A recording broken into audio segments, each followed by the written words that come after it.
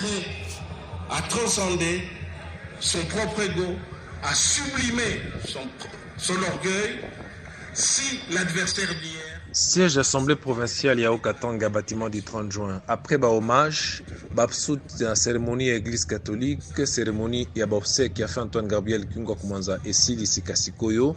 De la délégation Yonso Bazo Kende sur la route Kasenga à plus de 41 km na ferme na privé de mausolée na kuna batonga kiango de bakunda kuna fait Antoine Gabriel Kungwa Kumanza.